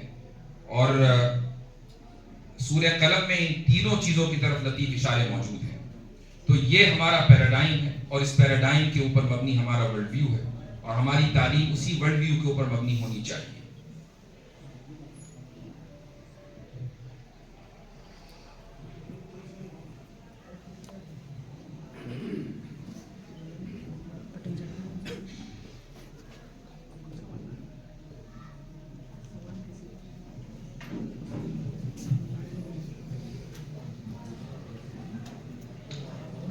اگر کوئی آپ حضرات کا سوال ہے تو آپ کھڑے ہو جائیں, یا ہاتھ اٹھانے مائک آپ تک پہنچ جائے گا انشاءاللہ. اور ایک سوال سے دوسرا سوال نکلے گا. الشیء بالشیء یذکر. جی السلام علیکم ورحمۃ اللہ وبرکاتہ. السلام. مفتی صاحب, سوال یہ ہے کہ مغربی تہذیب کو سمجھنے کے لیے گہرائی سے کن کتابوں کا مطالعہ مفید ہوگا؟ مغربی تہذیب کا ایک بہت وسیع لٹریچر ہے. یہ چند کتابیں پڑھ کر اس پر دسترس حاصل نہیں ہوگی, البتہ تعارف بنیادی طور پر ہو جائے گا. اور میں سمجھتا ہوں کہ آغاز ایک ایسے مصنف کی کتاب سے ہونا چاہیے جو خود یہاں اس مجمع میں موجود ہیں. یہاں ہمارے مولانا عاصم افتخار صاحب موجود ہیں پہلی صف میں, اور آپ حضرات اگر ہماری سٹریمز دیکھتے ہوں گے تو عاصم افتخار صاحب ہمارے ساتھ اکثر و بیشتر آتے ہیں. ان کی کتاب ہے مبادیات مغربیت. یہ کتاب دونوں زبانوں میں ہے, اردو میں بھی ہے, انگریزی میں بھی ہے, ایک ہی جلد. اور اس کتاب میں انہوں نے صرف تعارف کرایا ہے, نقد پیش نہیں کیا ہے مغربیت کا. مختلف آئیڈیالوجیز ہیں, لبرلزم ہے, یا سائنٹزم ہے, یا اور انڈیویجولزم ہے, وغیرہ وغیرہ بہت سارے ازمز ہیں. اور مغربی تہذیب کی پرابلم یہ ہے, جب ہم اس کو سمجھنے بیٹھتے ہیں, میں تھوڑا سا اس کی اور وضاحت بھی کر دوں کہ ہم ذہنی طور پر جب ہم درس نظامی, چونکہ ہم لوگ پڑھے ہوئے ہوتے ہیں, اکثر مدارس کے فارغ ہیں, تو ہمارا جو ذہن ہے وہ ایک خاص قسم سے کام کرتا ہے. زندگی بھر ہم خاص طریقے سے اور انداز سے پڑھنے کی وجہ سے ہمارا ذہن اسی طریقے سے ٹرینڈ ہو جاتا ہے. وہ یہ کہ یہ اصطلاح ہے, اس کی یہ تعریف ہے, اس کی 2 قسمیں ہیں, اور اس کے بعد پھر ہر قسم کی تعریف کر کے پھر اس کی 5 قسمیں ہیں. اس طریقے سے ہم پوری ایک جو ٹری ہے وہ اپنے ذہن میں بنا لیتے ہیں کہ اس کی یہ قسم نکلی, اس کی وہ قسم نکلی, اور چیزیں ساری کی ساری ہمیں مربوط نظر آتی ہیں. کہ مثلا لفظ ہے کہ تو اس کی 3 قسمیں ہیں, اسم و فعل و حرف. پھر اسم کی آپ نے کئی قسمیں نکال دی, پھر فعل کی آپ نے کئی قسمیں نکال دی, حرف کی 2 قسمیں, عامل اور غیر عامل, وغیرہ وغیرہ. یہ پورا ایک چارٹ آپ کے سامنے ہوتا ہے, نحو اس طرح پڑھتے ہیں, اور ایک دوسری چیز سے مربوط ہوتی ہے. اگر نحات کے درمیان کہیں اختلاف ہوتا ہے تو وہ اختلاف اس بات میں نہیں ہوتا کہ مثلا بصری یہ کہہ رہے ہوں کہ الہ کو ہم فعل کہیں گے, اور کوفی یہ کہہ رہے ہوں کہ ہم ذہابہ کو حرف کہیں گے. ایسا اختلاف نہیں ہوتا, چھوٹا موٹا اختلاف ہر فن میں پایا جاتا ہے. مغربی تہذیب اس کے الٹ ہے. اس کا مسئلہ یہ ہے کہ جس کے منہ میں جتنی زبانیں اتنی باتیں, یعنی ہر آدمی اپنی اصطلاح گڑھ لیتا ہے, اور اپنی اصطلاح کو کے مطابق وہ افکار اور نتائج کو پیش کرتا ہے. تو مثلا اگر آپ اخلاقیات کو دیکھ لیں تو اخلاقیات میں سگمنڈ فروئڈ ایک بڑا نام ہے, اس کی اپنے فلسفے ہیں. پھر آپ دیکھیں دوسری طرف مثلا روسو ہے, روسو کی اپنی فلسفی ہے, یہ بھی اخلاقیات کے اوپر بات کرتا ہے. وولٹیر ہے, یہ بھی فرینچ ہے, اس کا اپنا فلسفہ ہے, یہ بھی اخلاقیات کی بات کرتا ہے. تو 3 بڑے بڑے مفکر ہیں, ایک ہی علاقے کے ہیں, عام طور سے قریب سبھی ایک دوسرے کی زبانیں جانتے ہیں, زمانہ بھی ایک ہی ہے. اس کے باوجود اصطلاحات بھی الگ ہیں, نتائج بھی الگ ہیں, افکار بھی الگ ہیں, وہ چیزیں ایک دوسرے سے مربوط نہیں ہوتی ہیں. اس لیے مغربی تہذیب کو سمجھنا اس طریقے سے مشکل ہو جاتا ہے جیسے ہم اپنی کتابیں اور اپنے علوم و فنون سمجھتے ہیں. تو میں نے جب اپنے ایک کورس میں, جس کو میں نے 3 سال پہلے شروع کیا تھا علماء کے لیے اور عصری جامعات میں پڑھنے والے طلباء کے لیے, میں نے اس چیز کا خیال رکھا, چونکہ میں نے جب اس کا مطالعہ کیا تو مجھے یہ پریشانی محسوس ہوئی, اور مجھے اندازہ تھا کہ اگر میں اسی طریقے سے پڑھا دوں گا تو ہمارے جو طلباء ہوں گے ان کے سامنے بھی یہی پریشانی آئے گی کہ آخر چیزیں ایک دوسرے سے مربوط کیسے ہیں. تو میں نے جو تقسیم کی تھی وہ اسی طریقے سے کہ مثلا ہیومنزم کو سب سے اوپر رکھا اور ہیومنزم کی پھر ہم نے دو قسمیں کی. پہلی قسم تھی لبرلزم اور دوسری قسم تھی سائنٹزم. حالانکہ آپ جب جدید تہذیب کا مطالعہ کریں گے مغربی مفکرین کی کتابوں کے ذریعے اس میں آپ کو یہ تقسیم کہیں نظر نہیں آئے گی, لیکن اپنی سہولت اور آسانی کے لیے اور اپنے مطالعے کی بنیاد پر ہم نے یہ تقسیم کی. اس کے بعد لبرلزم کی ہم نے بہت ساری قسمیں نکالی, اس میں سیکولرزم بھی ہے, اس میں ٹرانسجنڈرزم بھی ہے, اس میں فیمنزم بھی ہے, اس میں سوشلزم بھی ہے, اس میں کمیونزم بھی ہے, وغیرہ وغیرہ. اس کے بعد پھر ہم نے سائنٹزم کی دو قسمیں نکالی, ایک میٹیریلزم اور ایک ڈارونزم. تو جب آپ کے سامنے ایک میپ لکھا ہوا ہوگا اور آپ کو یہ پتا ہوگا کہ کون سی چیز کہاں سے نکل رہی ہے, تو پھر اس کو سمجھنا اور ایک فن کو دوسرے سے اور ایک قسم کو دوسری قسم سے مربوط کرنا آسان ہو جاتا ہے. تو بات اور لمبی ہو گئی ہے. ہمارے عاصم افتخار صاحب کی کتاب ہے مبادیات مغربیت. اگر آپ ان سے ملاقات کر لیں تو آپ کو معلوم ہو جائے گا کہ کہاں سے یہ کتاب حاصل کرنی ہے. ابھی 2 ہفتے پہلے یہ کتاب شائع ہوئی ہے اور میں نے خود اس کتاب کو پڑھا ہے, بہت مفید ہے. نقد آپ کو نہیں ملے گا, تعارف آپ کے سامنے آ جائے گا. اگلی کتاب ان کی آ رہی ہے جو انشاءاللہ مغربی تہذیب کے نقد پر ہوگی.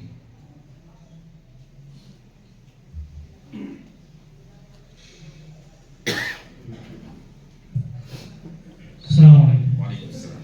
مفتی صاحب, آپ جو کورس میں نے بھی اس کا تعارف پڑھا تھا جو تحافت المناقد ہے, یہ کورس ہے, اس کا تعارف بھی ہمارے سامنے ذرا تصرن آ جائے. ہمارے علاقے کے بھی جو علماء ہیں تو ان کے لیے بھی سہولت ہو جائے کہ اس سے استفادہ. 2020 میں یہ کورس میں نے شروع کیا تھا اور 2023 تک میں اس کو پڑھاتا رہا. ارادہ 2 سال میں پڑھانے کا تھا لیکن 3 سال لگے.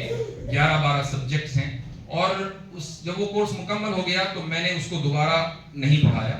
اور ارادہ یہ تھا کہ گزشتہ نومبر میں اس کی کتابی شکل میں وہ آپ حضرات کے سامنے آ جائے.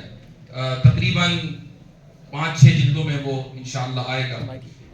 وہ والد صاحب اس کی تصحیح کر رہے تھے اور اس کی وہ تصحیح مکمل نہ کر سکے, ان کی وفات ہو گئی اور اس وجہ سے معاملہ ڈیلے ہو گیا. لیکن رمضان کے بعد انشاءاللہ وہ کتاب آپ کے ہاتھوں میں ہوگی آپ کی دعاؤں سے.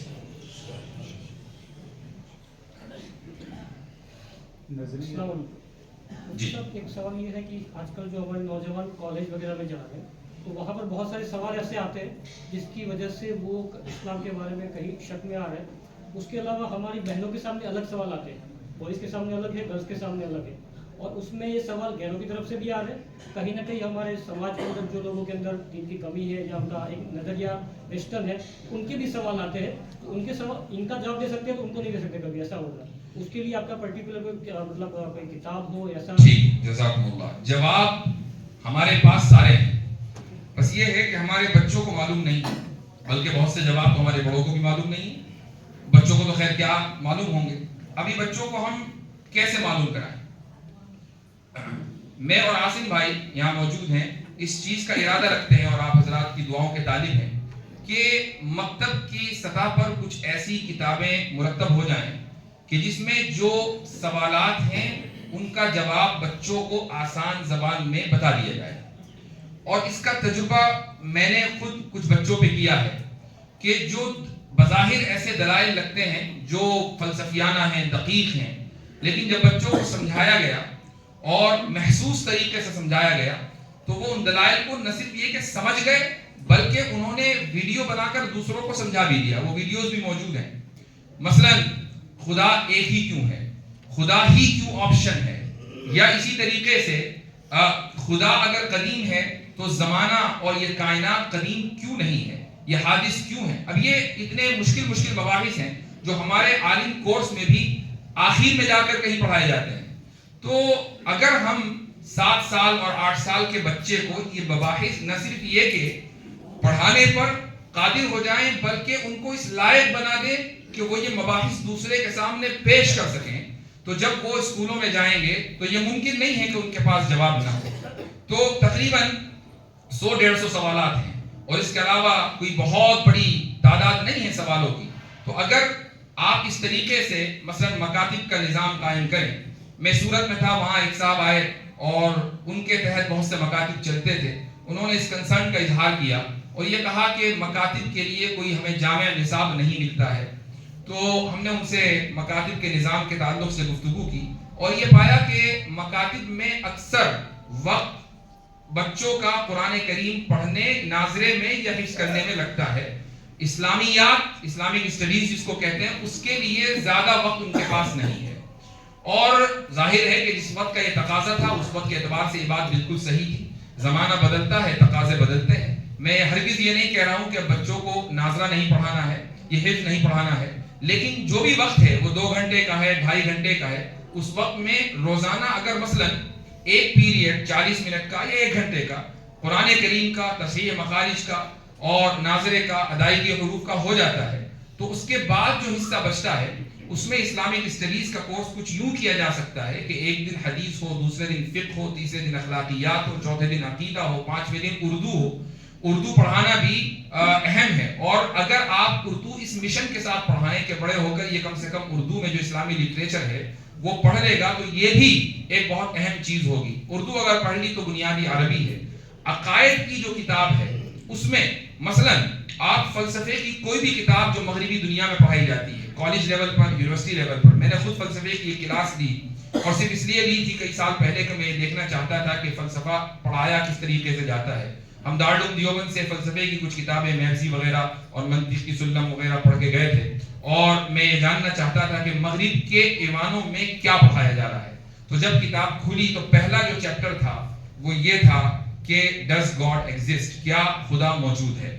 یہ سوال پہلا یعنی عنوانی یہ تھا. اب اس کے بعد جو اگلے 5-10 صفحات تھے اس میں وہ سیاہ اس لیے کیے گئے تھے کہ یہ بتا دیا جائے کہ خدا موجود نہیں ہے، یا کم سے کم لوگوں کے ذہنوں میں شکوک و شبہات ڈال دیے جائیں خدا کے وجود کے تعلق سے. تو اگر یہ طریقہ وہ اختیار کر سکتے ہیں تو ہمارے عقیدے کی مکتب کی کتابوں میں یہ طریقہ کیوں نہیں اختیار ہو سکتا؟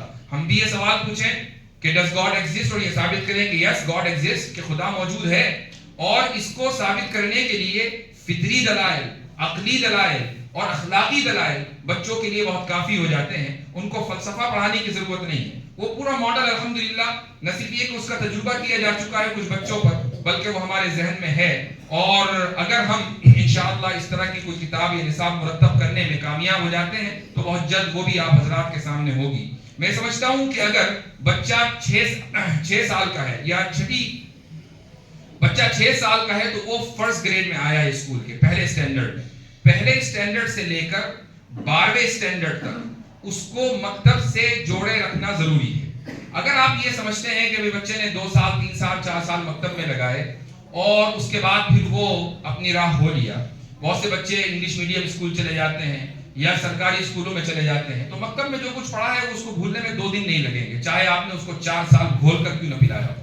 لیکن اگر وہ ہمارے اسکولوں میں نہیں جا رہا ہے، چونکہ ہمارے پاس انفراسٹرکچر نہیں ہے، ہمارے پاس کوئی بہت بڑی عمارتیں نہیں ہیں، ہمارے پاس CBSE کا اپروول نہیں ہے وغیرہ وغیرہ، کوئی بھی وجہ ہو سکتی ہے، لیکن ہمارے پاس اتنی جگہ تو ہے مسجدوں میں کہ ہم روزانہ کا مکتب چلا سکیں، اور اتنی گنجائش بھی ہے کہ ہم ایک بچے کو پہلی کلاس میں جب وہ اسکول میں آیا وہاں سے لے کر 12ویں کلاس تک ہم بچے کو روزانہ مکتب کی تعلیم دے سکتے ہیں.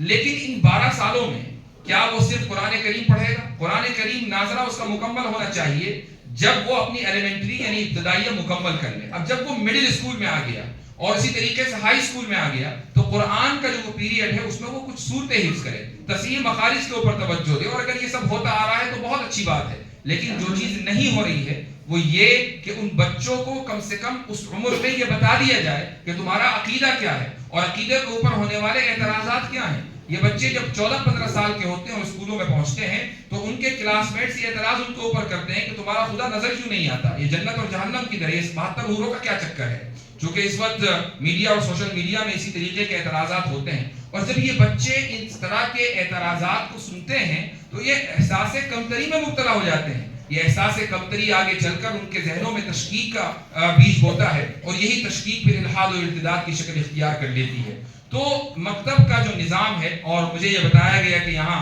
مکاتب سے جڑے بہت سے حضرات موجود ہیں، تو اگر ایسا ہے اور آپ کے یہاں یہ نظام ماشاءاللہ پہلے سے چل رہا ہے تو یہ بہت اچھی بات ہے، بلکہ پورے ملک میں پھر اس کی تقلید ہونی چاہیے. لیکن اگر ایسا نہیں ہے تو پھر اس طرح کے نصاب کو ڈھونڈنا، اس کو مرتب کرنا، یہ ہماری ذمہ داری ہو جاتی ہے کہ جو ہمارے بچوں کے ورلڈ ویو کو اور ان کے پیراڈائم کو اسلامک کر دے.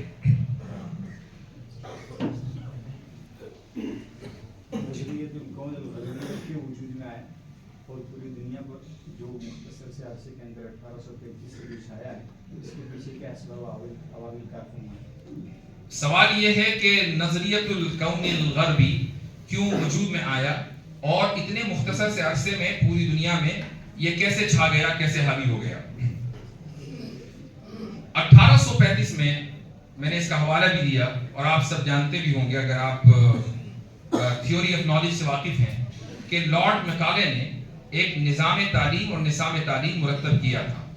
یہ وہ دور تھا جب انگریز کو یہ احساس ہو چلا تھا کہ یہ جو کالونیز ہیں یہ اب ہمارے ہاتھ سے جلدی ہی چلی جائیں گی۔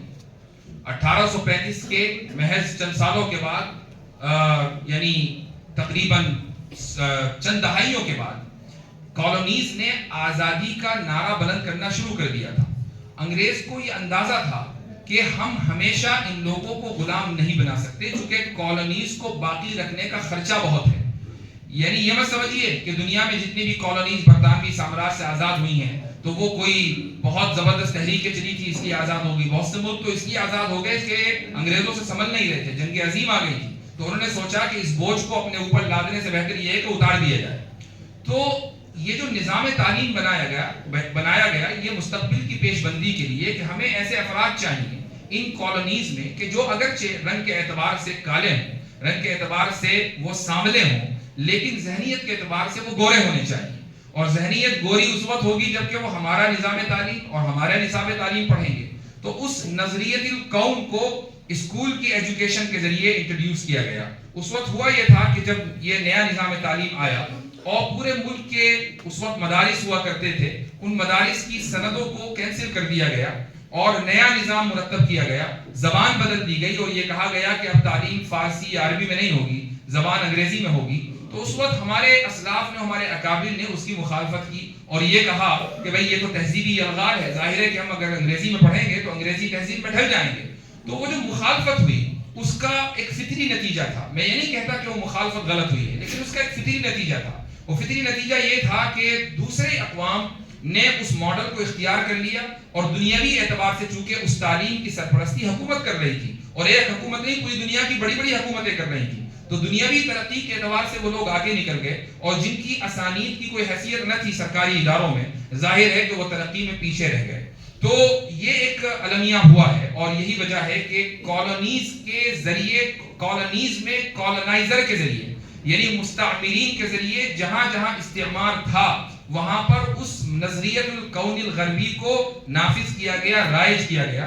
اور دنیا میں کسی بھی علاقے میں آپ چلے جائیں، اگر ملک چھوٹا سا بھی ہے تو وہ ایک آرڈر سے کوئی پالیسی پوری دنیا میں، پورے ملک میں ایک ہی وقت کے اندر نافذ کر دیتا ہے۔ حکومت کے پاس قوت نافذہ ہوتی ہے، اس وقت ان کے پاس قوت نافذہ تھی، اس قوت نافذہ کی وجہ سے یہ نظریہ پوری دنیا میں اپنی کالونیز کے اندر رائج کیا گیا۔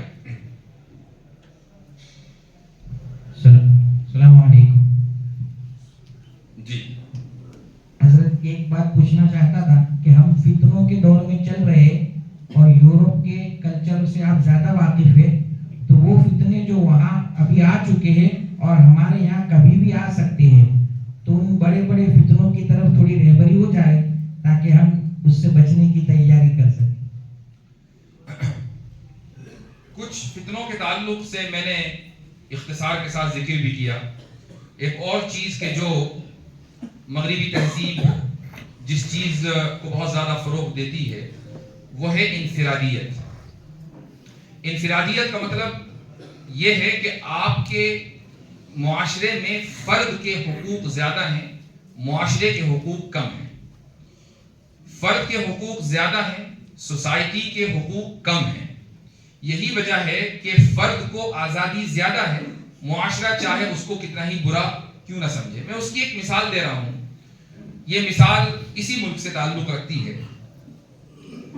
کچھ سال پہلے اس ملک میں ٹرپل طلاق کی بحث چلی تھی اور اس میں یہ قانون بن گیا تھا کہ 3 طلاق دینا جرم ہے۔ وہ ایک الگ کہانی ہے کہ کیوں بنا، کیسے بنا، اس میں جانا نہیں ہے، لیکن میں اس کے پیچھے کی جو نفسیات ہے وہ بتا رہا ہوں۔ اس قانون کی بنیاد کیا ہے؟ اس قانون کی بنیاد یہ ہے کہ جس خاتون کو 3 طلاقیں دی گئی ہیں وہ 3 طلاقیں دیا جانا اس کے اوپر ظلم ہے، یہ اس کی انفرادیت یا اس کے انفرادی حقوق کی خلاف ورزی ہے۔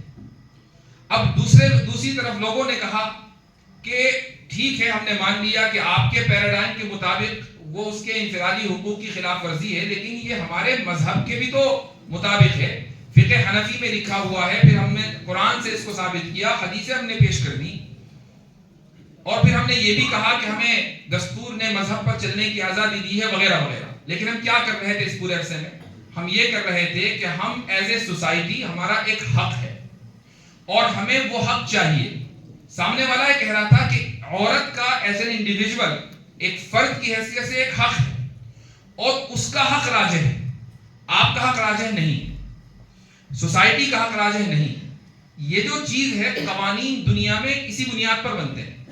ایک اور مثال آپ کے سامنے رکھ سکتا ہوں، وہ یہ ہے حجاب کی.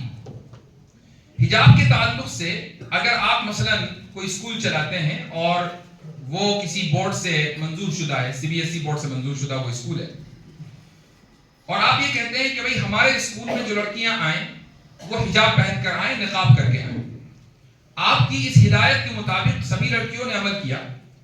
ایک لڑکی ایسی ہے، وہ یہ کہتی ہے کہ ہوں میں مسلمان لیکن حجاب نہیں کروں گی، نقاب نہیں پہنوں گی، اور آپ اس کو اسکول سے فارغ کر دیں، اس کا اخراج کر دیں. تو آپ یہ نہیں کہہ سکتے کہ یہ مائنورٹی کا ادارہ ہے، آپ یہ نہیں کہہ سکتے کہ ہم سارے مسلمان ہیں، یہاں اسلامی ماحول ہے، یہاں تو ڈریس کوڈ کو فالو کیا جائے گا، یہ سب نہیں کہا جائے گا. اس کی دلیل یہ ہوگی کہ یہ میرا ذاتی حق ہے کہ میں پردہ کروں یا نہ کروں. آپ بحیثیت ادارے کے اس پردے کو میرے اوپر امپوز نہیں کر سکتے. اس کو ذرا الٹ دیجئے، اس کو اس طریقے سے الٹیں کہ ابھی ایک صوبے میں پردے کی بحث چند سال پہلے چل رہی تھی اور عدالت نے لڑکی کے حق میں فیصلہ دیا. وہ لڑکی جو پردہ کرنا چاہتی تھی، کیوں فیصلہ دیا؟ چونکہ اس لڑکی کا انفرادی حق تھا کہ وہ پردہ کرے، تو ادارے کے حق کو نیچے کر دیا گیا اور فرد کے حق کو بڑھا دیا گیا. ہم مسلمان خوش ہو گئے کہ بھئی ہمارے حق میں فیصلہ آ گیا، لیکن تصور کیجئے کہ اگر اس کا الٹ ہو جائے کہ ایک اسلامی ادارے میں ایک مسلمان لڑکی حجاب کرنے سے انکار کر دے تو فیصلہ اس کے حق میں آئے گا، پھر کیا کریں گے؟ یہ دلیل، یہ ثبوت ہے اس بات کا کہ جو مغربی تہذیب کے پروردہ قوانین اور دساتیر ہیں، وہاں فرد کا حق زیادہ ہوتا ہے اور اداروں کا یا اسی طریقے سے معاشروں کا حق کم ہوتا ہے. تو یہ ایک ایسا، اس کو آپ فتنہ کہہ لیں یا اس کو آپ الارم کہہ لیں، کچھ بھی کہہ لیں، بہرحال آگے چل کر جیسے جیسے ٹائم بڑھے گا اس طرح کے واقعات میں اضافہ ہوتا رہے گا. وعلیکم السلام. دو سوال ہے.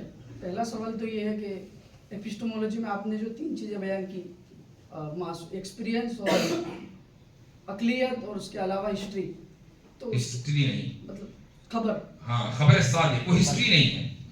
یعنی اس کو آپ کہہ لیں، انگریزی میں اگر آپ کہنا چاہتے ہیں تو ٹیسٹمنی یعنی شہادت کہہ لیں، گواہی کہہ لیں، لیکن سچی گواہی. جی. تو یہ 3 جو ایپسٹمولوجی کے اندر سے ہے تو وہ تو سب کے انسانوں کے اندر کامن ہے. اس کے علاوہ کوئی ایسی چیز ہو سکتی ہے جو کسی خاص انسان کے لیے ہو اور دوسروں کے لیے نہ ہو؟ شرع عقائد میں یہ بحث آئی ہے اسباب علم کے تحت کہ جب یہ 3 چیزیں یعنی حواس، عقل اور خبر صادق، اور خبر صادق کی 2 قسمیں، خبر الرسول اور الخبر المتواتر، یہ سب بیان کر دیا، تو اب یہاں سوال ہوتا ہے کہ کیا الہام بھی سبب علم ہے؟ اور اس میں امام نصفی یہ فرماتے ہیں کہ یہ سبب علم نہیں ہے. الہام کسی بھی شخص کو، غیر نبی کو الہام ہو سکتا ہے. ہاں الہام نبی کو ہوگا تو اس کو وحی کہا جائے گا، لیکن کسی غیر نبی کو اگر کوئی بات اس کے ذہن میں ڈال دی گئی، کوئی بات اس کے ذہن میں آ گئی، کوئی ولی من اولیاء اللہ ہے، کوئی بھی بزرگ ہے، تو یہ حجت نہیں ہے، یہ سبب علم نہیں ہے. یا اسی طریقے سے رؤیا صادقہ، خواب ہے، تو یہ تو مسئلہ حدیث میں بھی ملتا ہے کہ اگر ایک شخص کسی حدیث کے تعلق سے کوئی خواب دیکھے کہ محدثین نے اس حدیث کو ضعیف قرار دے رکھا ہو، اور خواب میں مثلا اس کی زیارت خود رسول اللہ صلی اللہ علیہ وسلم کی ہو گئی اور آپ سے اس نے پوچھ لیا کہ یا رسول اللہ یہ حدیث صحیح ہے یا ضعیف، اور آپ یہ بھی فرما دیں کہ یہ حدیث صحیح ہے، تو اسی کے لیے تو یہ ہو سکتا ہے کہ قابل قبول ہو، لیکن یہ دوسروں کے لیے اس کا خواب حجت نہیں ہے. تو اسباب علم میں صرف یہ 3 ہی بنیادی چیزیں ہیں. ہاں مغربی تہذیب نے، چونکہ فلسفے میں ہر طرح کی گفتگو ہوتی ہے، مغربی فلسفے میں 2 چیزوں کا اور اضافہ کیا گیا. ایک ہے وجدان اور دوسری چیز ہے حافظہ. وجدان اس کو انگریزی میں انٹروسپیکشن کہتے ہیں، یعنی جو چیزیں ہمیں خود بخود محسوس ہو رہی ہیں. مثلا آپ کو بھوک لگی ہے، اب آپ نہ تو خبر صادق کی بنیاد پر یہ جانتے ہیں کہ بھوک لگی ہے، نہ آپ نے کوئی عقلی استدلال کیا کہ بھوک لگی ہے، اور نہیں آپ دیکھ کر یا چکھ کر یہ پتہ لگا رہے ہیں کہ بھوک لگی ہے. بھوک لگی ہے تو لگی ہے، اسی کو وجدان کہا جاتا ہے. یہ اسی طریقے سے حدث، یعنی آپ نے کسی شخص کو دیکھا، اس کے چہرے سے اندازہ لگا لیا کہ یہ شخص غصے میں ہے، یہ شخص شرمندہ ہے، یہ شخص بھوکا ہے، اس کو حدثیات بولا جاتا ہے سین سے. تو یہ ساری کی ساری چیزیں اسباب علم میں ہیں یا نہیں؟ مسلم علماء کے نزدیک، متکلمین کے نزدیک یہ سب کے سب انہی تین کے اندر کسی نہ کسی طرح فٹ کر دی جاتی ہیں. لیکن مغربی فلاسفرز کے نزدیک ان تین کے علاوہ اور بھی ہیں. مثلا یہ جو حدثیات ہے الگ سے ہے. حافظہ، آپ کی یادداشت. مثلا آپ ایک شخص سے ملے، 10 سال پہلے آپ کی ملاقات ہوئی اور اچانک آج پھر اس سے ملاقات ہو گئی، تو آپ کی میموری آپ کو بتائے گی کہ یہ جو شخص ہے، یہ تصویر، اس کی تصویر آپ کے ذہن کے پردے پر آ جائے گی. اگر مان لیجئے کسی شخص کی میموری لاس کا مسئلہ ہو گیا، اس کی میموری یا اس کی جو یادداشت ہے وہ کام نہیں کر رہی ہے. آپ نے بہت سے لوگوں کو دیکھا ہوگا کہ جن کو ڈائمنشیا ہو جاتا ہے، یعنی ان کی یادداشت بڑھاپے کی وجہ سے متاثر ہو جاتی ہے. آپ ان سے تھوڑی دیر میں وہ چیزیں بھول جاتے ہیں. مثلا آپ سے وہ ابھی آپ کا نام پوچھیں گے، ابھی 5 منٹ نہیں، وہ پھر وہ پوچھیں گے کہ آپ کا نام کیا ہے، اور پھر 5 منٹ کے بعد پوچھیں گے کہ آپ کا نام کیا ہے. کیوں؟ چونکہ ان کی یادداشت اتنی کمزور ہو گئی ہے کہ انہیں اب کچھ یاد نہیں رہا. تصور کریں کہ اگر یادداشت زیرو ہو جائے، کمزور نہیں زیرو ہو جائے، تو ایک انسان کچھ بھی جان نہیں سکتا، چونکہ جیسے ہی یادداشت تک وہ بات پہنچے گی وہ بات باقی نہیں رہے گی. تو یادداشت بھی کچھ لوگوں کے نزدیک سبب علم ہے. یہ ایک فلسفیانہ بحث ہے، لیکن متکلمین ان دقائق اور غوامض میں نہیں جاتے ہیں. وہ یہ کہتے ہیں کہ بھائی 3 چیزیں ہیں، ان 3 چیزوں سے عام طور سے اسباب علم حاصل ہوتا ہے. اسی لیے امام تفتازانی رحمہ اللہ اس مبحث کے آخر میں جب یہ پوری بات کر دیتے ہیں تو یہ کہتے ہیں کہ جو 3 چیزیں اسباب علم میں ہیں یہ استقراء کی وجہ سے ہیں. استقراء کا مطلب یہ ہے کہ ہم نے ان تمام باتوں کے اوپر غور کر لیا، مزید کسی چوتھی کی ضرورت نہیں ہے. لیکن استقراء ظنی ہوتا ہے، اس بات کا امکان ہے کہ 3 سے 4 بھی ہو جائے. استقراء قطعی نہیں ہوتا ہے. دوسرا سوال یہ تھا کہ علماء کے لیے جس طریقے سے الحاد کا رد وغیرہ کرنا ہو تو سائنس کا معلوم ہونا ضروری، اور یونانی فلسفہ، تو سائنس اور یونانی فلسفے میں آپس میں کیا تعلق؟ یہ اچھا سوال ہے کہ علماء اگر رد الحاد کے میدان میں کام کرنا چاہتے ہیں تو سائنس کا معلوم ہونا کیا ان کے لیے ضروری ہے؟ مفید ضرور ہے، اس میں کوئی شک نہیں ہے. ایک چیز میں یہ واضح کر دوں کہ ہمارے دور میں رد الحاد کا جو ٹرینڈ ہے وہ بڑا پاپولر ہے، اور نوجوان علماء اس میدان میں کام کرنا چاہتے ہیں، جو ایک بہت خوشائن بات ہے. اور کم سے کم میرے لیے، چونکہ یہ اس موضوع پر اللہ تعالیٰ مجھ سے کچھ خدمت لے رہا ہے، لیکن میں واضح طور سے کئی مرتبہ آپ کے صوبے کے مدارس کا دورہ کرتے ہوئے یہ بات کہہ چکا ہوں کہ اگر کوئی شخص کسی میدان سے وابستہ ہوتا ہے تو عام طور سے وہ یہ باور کرانے کی کوشش کرتا ہے کہ کام تو بس یہی ہے اور مجھے افراد چاہیے سب کے سب اسی میدان میں آنے. ایسا نہیں ہوتا، یہ غیر فطری چیز ہے. ہمیں مثلا رد قادیانیت پہ افراد چاہیے، ہمیں فتنہ غامدیت کے لیے افراد چاہیے، ہمیں ارتداد و الحاد کے مقابلے کے لیے بھی چاہیے. اب یہ شکیلیت ایک نئی چیز سامنے آئی ہے، اس کے لیے بھی افراد چاہیے. آپ کو مدرسین بھی چاہیے، ائمہ بھی ضروری ہیں، مؤذنین بھی ضروری ہیں، کچھ ایسے بھی علماء ہوں جو سیاسی رہبری کریں وغیرہ وغیرہ، کچھ ماہرین تعلیم بھی ہوں. تو ایک طائفہ چاہیے ہر میدان کے لیے. اب ہم سب کو پھر آخر یہ کیسے پتا چلے کہ ہم رد الحاد کا کام کر سکتے ہیں یا نہیں کر سکتے؟ آج میں نے دوپہر میں ظہر کے بعد عصر سے پہلے قریبی مدرسے جامع نظیریہ میں گفتگو کرتے ہوئے ایک بات کہی تھی، اور ایک دوسرے موقعوں پر بھی، کہ ہمارے مدارس میں علماء اور طلباء کے لیے ضروری ہے کہ کم سے کم وہ اتنی مہارت حاصل کر لیں کہ وہ اسلامی احکام کی عقلی تشریح کر سکیں. اب اسلامی احکام کی عقلی تشریح کرنا کوئی ایسی چیز نہیں ہے کہ وہ صرف رد الحاد پر کام کرنے والے کریں گے یا وہ صرف رد قادیانیت والے کریں گے. نہیں، وہ سب کو آنی چاہیے. جیسے فقہ سب کو آنا چاہیے، تفسیر سب کو آنی چاہیے. اگر آپ کو فقہ نہیں آتا، آپ کو تفسیر نہیں آتی، آپ کو عربی زبان کے جملے بنانے نہیں آتے، تو پھر آپ عالم نہیں ہیں. بنیادی چیزیں ہیں یہ ساری کی ساری. اسی طریقے سے اسلام کی اپنی تشریح بھی ایک زمانے تک ہمارے عالم کورس کا حصہ رہا ہے. ہمارا ہر عالم ایسا تھا کہ جو اسلام کی کامیاب عقلی تشریح کر سکتا تھا. حضرت تھانوی رحمہ اللہ کے بعد یہ چیز میں تھوڑی سی کمزوری آئی، لیکن آپ اگر حضرت حکیم الاسلام قاری محمد طیب صاحب رحمہ اللہ جو خلیفہ اجل حضرت تھانوی قدس سرور کے ہیں، اگر آپ خود ان کی کتابیں دیکھ لیں کہ جن کا انتقال بہت پہلے نہیں 40 سال پہلے کم و بیش ہوا ہے، تو اس زمانے میں دارالعلوم کے اہتمام پر رہتے ہوئے ایک شخص مینیجریل پوزیشن پر ہے، اتنے بڑے ادارے کا ذمہ دار ہے، بلکہ تمام کے تمام ادارے جو اس وقت ملک کے طول و عرض میں پھیلے ہوئے ہیں ہوں گے، وہ سب کے سب علماء حضرت کے یہاں آتے جاتے ہوں گے، کتنی مصروفیات ہوں گی. اس کے باوجود آپ حضرت کی کتابیں اٹھا لیں، اسلام کی اپنی تشریح آپ کو ہر کتاب میں ملے گی. آپ مقامات مقدسہ دیکھ لیجئے، والتین والزیتون کی ایسی شاندار شرح، ایک آیت 2 آیتوں کے اوپر پوری 500 صفحے کی کتاب لکھ دی اور اسلام کا سیاسی فلسفہ بیان کر دیا. آپ تقدیر کے اوپر ان کی کتاب اٹھا کر دیکھ لیجئے، آپ علم غیب کے اوپر ان کی کتاب اٹھا کر دیکھ لیجئے، آپ التشبہ بالاسلام، التشبہ فی الاسلام، کہ اسلام میں تشبہ کا کیا مقام اور پوزیشن ہے، کہ ایک آدمی اگر غیروں سے تشبہ اختیار کرتا ہے تو اس کے کیا احکام ہیں. عقلی انداز سے انہوں نے سمجھایا ہے کہ تشبہ کیوں غلط ہے.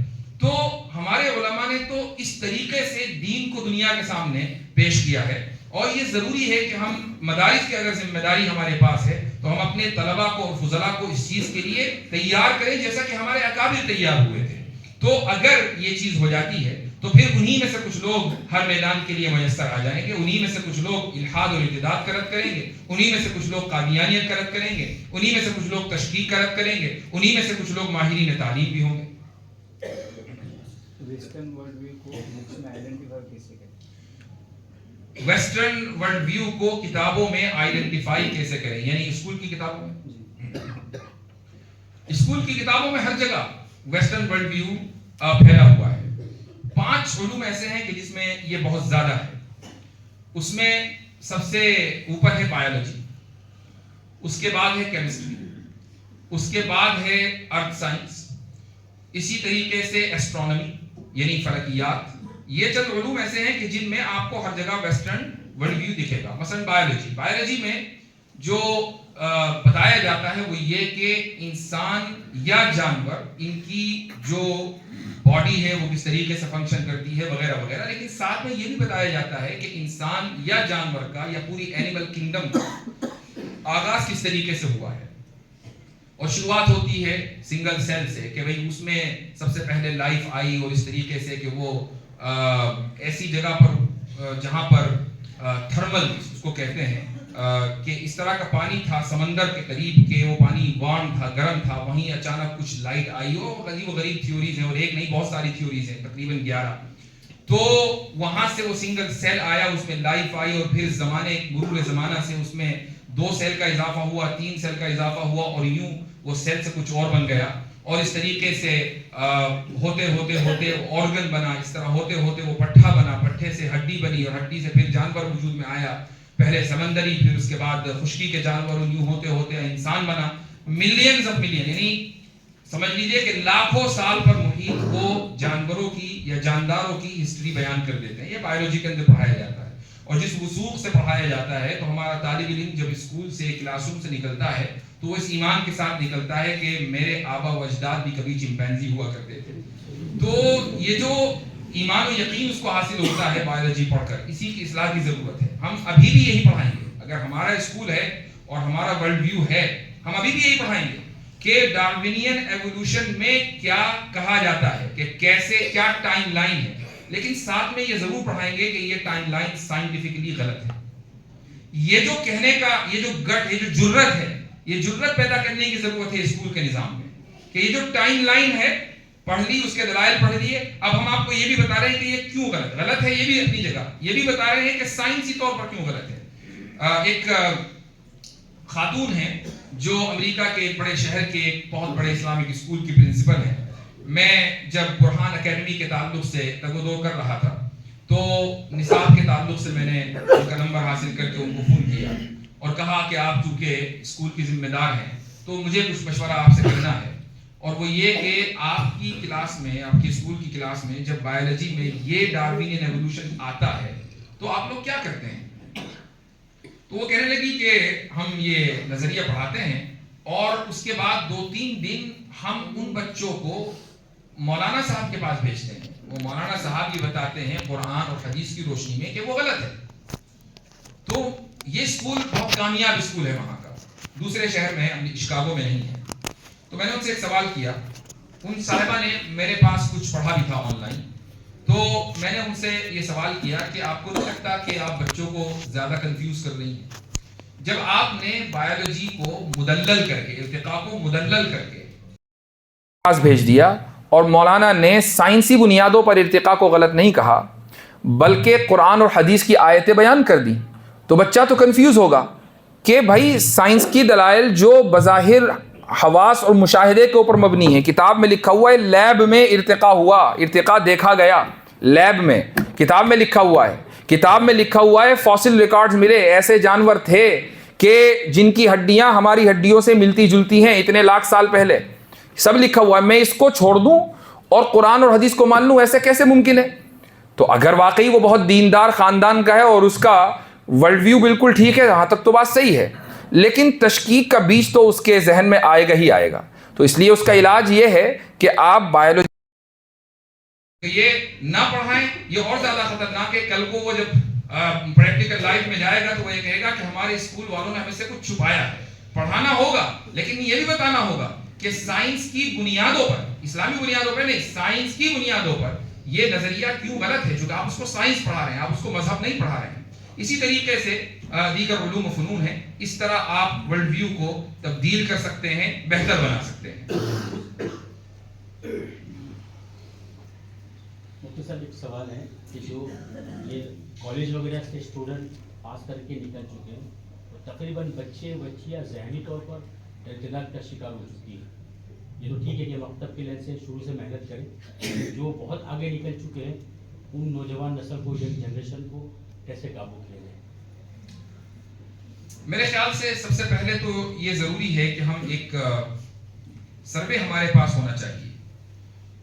چونکہ یہ بات میں بہت سی مرتبہ سنتا ہوں کہ ارتداد بہت بڑی تعداد میں نوجوان لڑکے اور لڑکیوں میں پھیل گیا, یہ میں نے بہت سنا ہے. ارتداد پھیل رہا ہے, اس میں کوئی شک نہیں. الحاد پھیل رہا ہے اور بہت بڑے پیمانے پر پھیل رہا ہے, اس میں بھی کوئی شک نہیں ہے. لیکن کہاں پھیل رہا ہے؟ سب سے زیادہ پھیل رہا ہے عیسائیوں میں, اس کے بعد پھیل رہا ہے ہندوؤں میں, یہودیوں میں, سب سے کم پھیل رہا ہے مسلمانوں میں. آپ مثلا 100 ایسے نوجوانوں کے پاس جائیں کہ جنہوں نے اسکول کالجوں میں پڑھا ہے, آپ زیادہ سے زیادہ 1 یا 2, یہ بھی بہت زیادہ میں نے بتا دیا ہے, 100 میں سے 1 یا 2 کو آئیڈینٹیفائی کریں گے جو یہ کہہ رہا ہو کہ میں ایمان سے ہاتھ دھو بیٹھا ہوں, میرا ایمان سے کوئی تعلق نہیں. 8, 10, 20 ان میں ایسے ہوں گے جو ذہن میں کچھ شکوک و شبہات لیے پھر رہے ہوں گے اور وہ شکوک و شبہات ان کے نہیں جا رہے ہیں. تو ایک سروے کا ہونا بہت ضروری ہے. اور سروے جس طریقے سے کمپنیاں کرتی ہیں اپنے پروڈکٹ لانچ کرنے سے پہلے الگ الگ علاقوں میں ایک بڑا سیمپل لیتی ہیں, اس کی بنیاد پر ڈیٹا تیار ہوتا ہے اور پھر اس کی بنیاد پر پروڈکٹ لانچ ہوتا ہے. تو ہمیں اصل میں اس طرح کے تھنک ٹینکس کی ضرورت ہے کہ جو ڈیٹا ہمیں پیش کریں, ڈیٹا کی بنیاد پر پھر نصاب, نظام, ان سب چیزوں کی بات ہو. ابھی کیا ہے, ہوائی فائرنگ چل رہی ہے کہ ہم یہ دیکھ رہے ہیں کہ ہاں کچھ لوگ ہیں کہ جو شکوک و شبہات کا شکار ہو رہے ہیں, پھر ہم ایک نتیجہ یافتہ کرتے ہیں کہ پوری سوسائٹی شکوک و شبہات کا شکار ہو رہی ہے, پھر اس سے نتیجہ یافتہ کرتے ہیں کہ سب مرتد ہو چکے ہیں. تو یہ جو بغیر ڈیٹا کی بات ہوتی ہے وہ بہت کمزور ہوتی ہے. تو ڈیٹا کا آنا بہت ضروری ہے اور اس کی بنیاد پر آگے بات ہو. لیکن ہمیں اس چیز کا اعتراف ہے کہ کچھ نوجوان لڑکے لڑکیاں جو کالج یونیورسٹی کے اسکول سسٹم سے نکلے ہیں, ان کے یہاں کچھ ارتداد, الحاد پایا جاتا ہے, کچھ ایسے ہیں کہ جن میں شکوک و شبہات پائے جاتے ہیں. تو یہ ضروری ہے کہ ہم یا تو سوشل میڈیا کے ذریعے جو طریقہ ہم نے اختیار کیا ہے, یا مثلا انہی نوجوانوں میں سے کسی ایک پر محنت کر کے جن کا وہاں تک ایکسس ہے, جو وہاں تک پہنچ سکتے ہیں. اور آپ ہر شہر میں دیکھیں گے کہ کچھ نوجوان ایسے ہوں گے کرکٹ کھیلنے والے, بیڈمنٹن, فٹ بال کھیلنے والے, تو ان کا ایک حلقہ بنا ہوا ہے. اس حلقے میں 20-50 احباب ہیں, ان میں سے کچھ ہو سکتا ہے کہ تشکیک کا شکار ہو. آپ ان میں سے 2-4 لوگوں کو مکتب کے سسٹم سے جوڑ کر 5-10 دن میں, 20 دن میں ان کو ٹرین کر دیجیے. ان کو سال, 2 سال, 20 سال پڑھانے کی ضرورت نہیں ہے. آپ ان کو 10-15 دن کے اندر آسانی کے ساتھ ٹرین کر سکتے ہیں. 100 سوال ہیں, 150 سے زیادہ سوال نہیں ہیں, ان سوالوں کے جوابات ان کو بتانے ہیں، کچھ اصول ان کے ٹھیک کرنے ہیں جو اصول انہوں نے اسکول سے سیکھے ہیں، اور اس کے بعد آپ ان کو ان کے حال پر چھوڑ دیجئے، انشاءاللہ وہ خود ہی داعی بن جائیں گے، وہ کرکٹ کھیلیں گے لیکن دعوت دیتے ہوئے کرکٹ کھیلیں گے۔ تو یہ ایک طریقہ ہے، اور سوشل میڈیا دوسرا طریقہ ہے کہ جس کے اوپر الحمدللہ آپ کام دیکھ ہی رہے ہیں۔ جزاکم اللہ خیر۔